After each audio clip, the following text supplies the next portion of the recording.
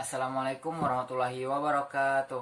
Baiklah, di sini kembali lagi saya akan menjelaskan materi tentang eh, instrumen evaluasi dalam bentuk non-test. Baiklah, langsung saja ke pembahasan. Yang pertama yaitu pengertian teknik non-test. Teknik non-test merupakan teknik penilaian untuk memperoleh gambaran terutama mengenai karakteristik, sikap, dan atau kepribadian. Selama ini teknik non-test kurang digunakan dibandingkan teknik tes. Dalam proses pembelajaran pada umumnya, kegiatan penilaian mengutamakan teknik tes. Hal ini dikarenakan lebih berperannya aspek pengetahuan dan keterampilan dalam pengambilan keputusan yang dilakukan guru pada saat menentukan pencapaian hasil belajar siswa. Seiring dengan berlakunya kurikulum tingkat satuan pendidikan atau KTSP yang didasarkan pada standar kompetensi dan kompetensi dasar, maka teknik penilaian harus disesuaikan dengan hal-hal sebagai berikut. Yang pertama, kompetensi yang diukur. Yang kedua, aspek yang akan diukur. Yang ketiga, kemampuan siswa yang akan diukur. Yang keempat, yaitu sarana dan prasarana yang ada. Yang kedua, jenis-jenis teknik non-tes. Hasil belajar dan proses belajar tidak hanya dinilai dengan tes, baik melalui bentuk soal tes objektif maupun tes subjektif, tetapi juga dapat dinilai oleh teknik dan alat penilaian, bukan tes atau non-tes. Teknik non-tes ini digunakan untuk menilai aspek-aspek pada diri siswa yang sulit. Teknik non-tes dilaksanakan melalui skala bertingkat, kuesioner, daftar cek, wawancara, observasi, dan riwayat hidup. Yang pertama, skala bertingkat atau rating scale. Instrumen skala penilaian memberikan solusi atau kekurangan daftar cek yang hanya mampu mencatat keberadaan fenomena-fenomena tertentu. Skala penilaian memungkinkan pengaman untuk mengetahui keberadaan fenomena tertentu sekaligus mengukur intensitas fenomena tersebut dalam tingkatan-tingkatan yang telah disusun. Adapun kelebihan skala bertingkat ini, yang pertama, mudah dalam pengisian instrumen karena responden atau siswa hanya memberikan tanda silang atau tanda contreng pada kolom yang sesuai dengan keadaan dirinya. Yang kedua, responden sudah diberikan pilihan jawaban dan hanya mengisikan satu jawaban yang sesuai dengan keadaannya. Yang ketiga, mudah dalam memberikan skor karena hanya menjumlahkan poin pada kolom yang dipilih responden. Terus kekurangan skala bertingkat adalah yang pertama, skala dalam penilaian dapat dikatakan subjektif karena banyak kesalahan dalam melihat rata-rata dan kesamaan dalam setiap permasalahan. Misalnya guru menilai siswa berdasarkan interaksi sebelumnya atau berdasarkan emosi dibandingkan dengan objektivitas. 2. Adanya perbedaan mengenai indikator penjelas, misalnya adanya perbedaan mengenai kadang-kadang dan jarang. Yang kedua, angket atau kuesioner. Angket merupakan kegiatan penilaian non-tes yang dilakukan melalui pemberian serangkaian pertanyaan atau pernyataan secara tertulis. Pada dasarnya angket adalah sebuah daftar pertanyaan yang harus diisi oleh orang yang akan diukur atau responden. Angket adalah alat penilaian hasil belajar yang berupa daftar pertanyaan tertulis untuk menjaring informasi tentang sesuatu. Misalnya tentang latar belakang keluarga siswa, kesehatan siswa, tanggapan siswa terhadap metode pembelajaran, media, dan lain-lain. Angket umumnya dipergunakan pada ranah afektif. Adapun angket mempunyai jenis-jenis sebagai berikut. Yang pertama, angket langsung. Yang kedua, angket tak langsung. Yang ketiga, angket tertutup. Yang keempat, angket terbuka. Yang kelima, angket terstruktur. Yang keenam, angket tidak berstruktur.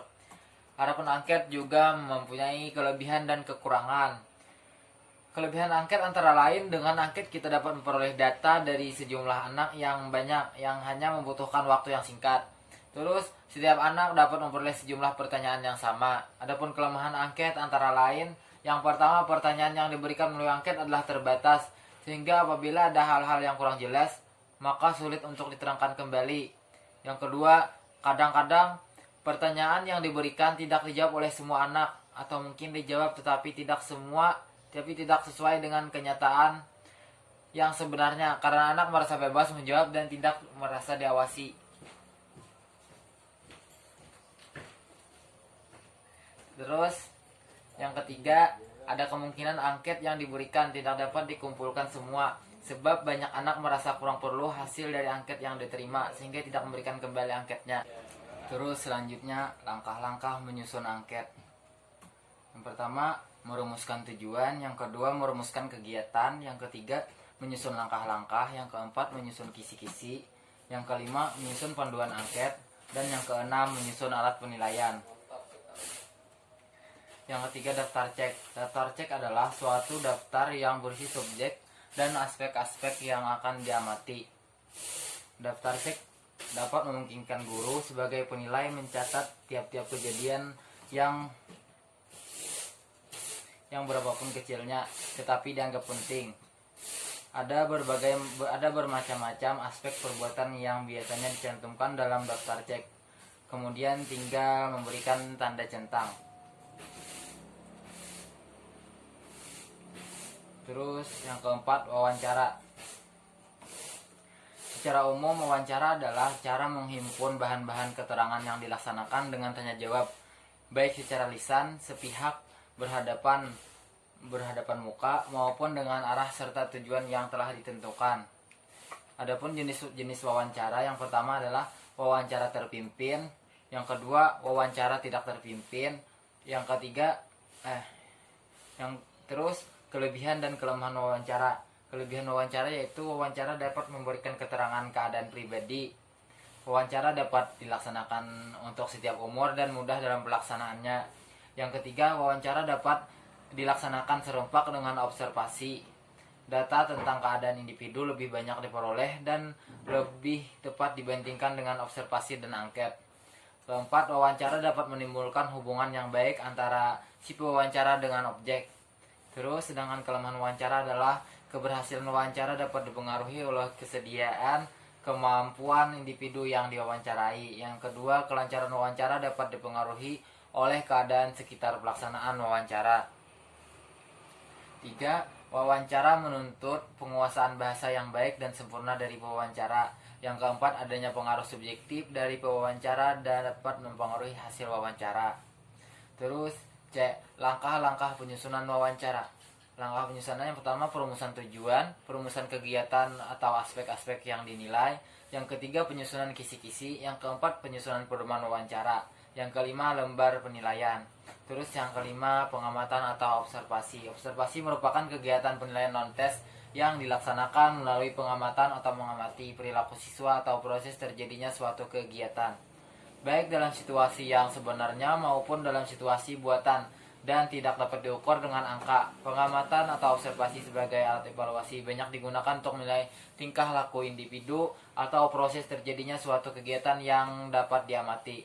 Observasi untuk tujuan ini pencatatannya lebih sukar daripada mencatat jawaban yang diberikan peserta tes terhadap pertanyaan yang diberikan dalam suatu tes, karena respon observasi adalah tingkah laku yang prosesnya berlangsung cepat. Contoh observasi untuk tujuan evaluasi adalah observasi untuk menilai atau mengukur hasil belajar melalui pengamatan tingkah laku siswa pada saat guru mengajar. Misalnya aktivitas siswa dalam kegiatan diskusi, partisipasi siswa dalam simulasi, sikap siswa saat belajar di kelas, aktivitas siswa dalam kegiatan kelompok, dan sebagainya. Adapun jenis-jenis observasi yaitu yang pertama observasi partisipatif, yang kedua observasi sistematis dan observasi non sistematis. Yang ketiga, observasi eksperimental dan observasi non eksperimental. Yang keempat, terus selanjutnya kelebihan dan kelemahan observasi. Kelebihan observasi antara lain, yang pertama observasi memperoleh data sebagai aspek tingkah laku anak. Yang kedua, dalam observasi memungkinkan pencatatan yang serempak dengan terjadinya suatu gejala atau kejadian yang penting. Terus yang ketiga, observasi dapat dilakukan untuk melengkapi dan mencetak data yang diperoleh dari teknik lain. Yang keempat, observasi tidak perlu menggunakan bahasa untuk berkomunikasi dengan objek yang diamati. Terus yang keenam, riwayat hidup. Riwayat hidup adalah gambaran tentang keadaan seseorang selama dalam masa hidupnya. Dengan mempelajari riwayat hidup, maka subjek evaluasi akan dapat menarik suatu kesimpulan tentang kepribadian, kebiasaan, dan sikap dari objek yang lain.